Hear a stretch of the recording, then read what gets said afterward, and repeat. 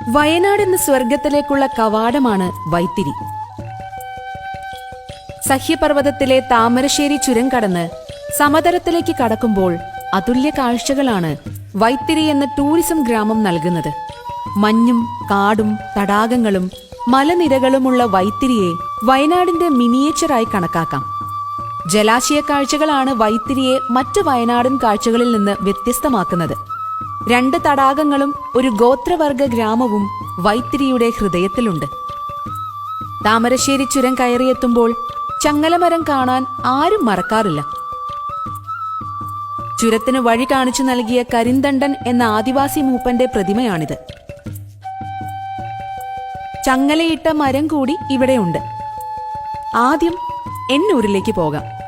കേരളത്തിന്റെ ആദ്യ ഗോത്ര പൈതൃക ഗ്രാമ മാതൃകയാണിത്. കരിന്തണ്ടൻ കോളനി ഊരുമൂപ്പനാണ് എന്നൂരിന്റെ സെക്രട്ടറി. പൂക്കോട് വെറ്റിനറി കോളേജിന്റെ കവാടത്തിൽ വാഹനങ്ങൾക്ക് പാർക്കിംഗ് ഉണ്ട്.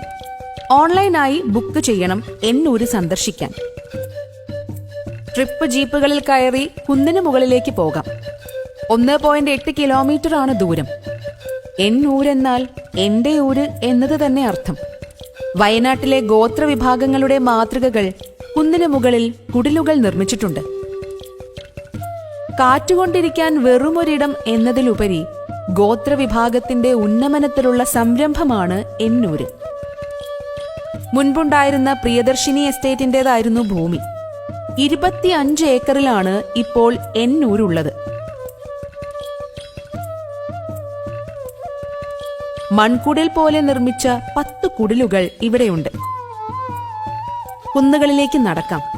കാറ്റുകൊണ്ടിരുന്ന് ആംഫി തിയേറ്ററിലെ കലാപ്രകടനങ്ങൾ ആസ്വദിക്കാം. ഗോത്രഗ്രാമങ്ങളിൽ നിന്നുള്ള വിളകളും കലാരൂപങ്ങളും പെയിന്റിങ്ങുകളും വാങ്ങാം. ഏറ്റവും മുകളിൽ നിന്നാൽ ഒരു പക്ഷിക്കണ്ണിലൂടെ എന്നപോൽ ഗ്രാമത്തെ മുഴുവനായും കാണാം. മലയുടെ ചെരിവുകളിൽ കനത്ത ചോലക്കാടുണ്ട്. എന്നൂരിൽ വയനാടിന്റെ അമ്പെയ്ത്ത് പാരമ്പര്യ പ്രകടനങ്ങൾ കാണാൻ മറക്കരുത്. നിങ്ങൾക്കും അമ്പുകൾ ലക്ഷ്യം പരീക്ഷിക്കാം. മുതിർന്നവർക്ക് 50 രൂപയും ടിപ്പിൽ ഷട്ടിൽ സർവീസിന് 30 രൂപയുമാണ് നിരക്ക്. കുട്ടികൾക്ക് പ്രവേശന ഫീസും ഷട്ടിൽ സർവീസ് ഫീസും 20 രൂപയാണ്. ennooru.co.in എന്ന വെബ്സൈറ്റിൽ നിന്ന് മുൻകൂറായി ടിക്കറ്റുകൾ വാങ്ങാം. പൂക്കോട് തടാകം. വൈത്തിരിയിൽ നിറഞ്ഞ പച്ചപ്പിനടിയിലെ സുന്ദരമായ തടാകമാണ് പൂക്കോട്.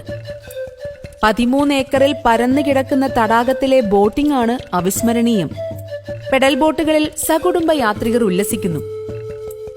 ശുദ്ധജല തടാകവും കുന്നുകളിലെ പച്ചപ്പും ചുറ്റിനുമുള്ള നടപ്പാതയും പൂക്കോട് തടാകത്തെ സഞ്ചാരികളുടെ ഇഷ്ട ലൊക്കേഷനാക്കുന്നു.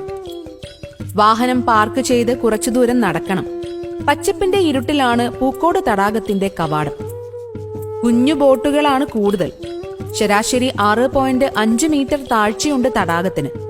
ബോട്ടിങ്ങിനൊപ്പം പൂക്കോട് തടാകത്തിന് ചുറ്റുമുള്ള നടത്തവും ഏറെ ആസ്വാദ്യകരമാണ്. കാടിന്റെ ഇരുട്ടും പച്ചപ്പും ഈ നടപ്പാത പകർന്നു തരും. കുട്ടികളുമായി തടാകത്തിന്റെ ചുറ്റിനുമുള്ള നടപ്പാതയിലൂടെ നടക്കാം. സുരക്ഷിതമായി കാടിന്റെ അനുഭവം ലഭിക്കുന്ന വാക്ക്വേ ആണിത്. വൈത്തിരിയിൽ നിന്ന് 2 കിലോമീറ്ററാണ് പൂക്കോട് തടാകത്തിലേക്കുള്ള ദൂരം. പാർക്കിംഗ് തടാകത്തിന്റെ കവാടത്തിൽ നിന്ന് മാറിയാണ്. കുറച്ച് നടക്കണം. അതുകൊണ്ട് തന്നെ കുട കയ്യിൽ കരുതണം.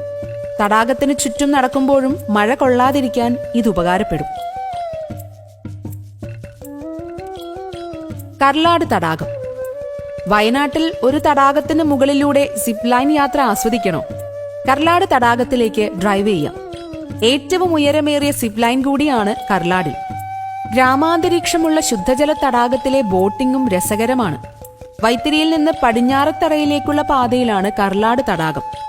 ആമ്പൽ ചെടികൾ നിറഞ്ഞ തടാകം വയനാടിന്റെ 2ാമത്തെ വലിയ ജലാശയമാണ്. 1924 പ്രളയമാണ് ഈ തടാകത്തെ സൃഷ്ടിച്ചത്. 10 ഏക്കറാണ് വിസ്തൃതി. തടാകക്കരയിൽ താമസ സൗകര്യവും ലഭ്യമാണ്. ഏറെ റിസോർട്ടുകളുള്ള വില്ലേജാണ് വൈത്തിരി. വയനാട്ടിലെ നല്ല താമസ സൗകര്യം ആസ്വദിക്കുന്നതിനൊപ്പം ഈ കാഴ്ചകളും യാത്രയിൽ ഉൾപ്പെടുത്താം. Travel notes. ജലാശയങ്ങളിൽ ഇറങ്ങരുത്. അടിത്തട്ടിൽ ചതുപ്പ് പോലെ ചെളിയുള്ള ഇടങ്ങളുണ്ടാകാം. അപകടമാണ്. നടക്കാനിറങ്ങുമ്പോൾ കുട കരുതുക. പലയിടത്തും അട്ടയുണ്ടാകും. ഒരിടത്ത് തന്നെ കാഴ്ചകൾ കാണാൻ കുറെ സമയം നിൽക്കാതിരിക്കുക. ഒരു ചെറിയ സാനിറ്റൈസർ ബോട്ടിലോ ചെറിയ ഉപ്പ് പൊതിയോ കയ്യിൽ കരുതാം. അട്ട കടിച്ചാൽ ഇവ അട്ടയുടെ മുകളിലേക്ക് പ്രയോഗിക്കാം. എന്നൂരിൽ മുൻകൂട്ടി ഓൺലൈൻ ടിക്കറ്റ് ബുക്ക് ചെയ്യുക.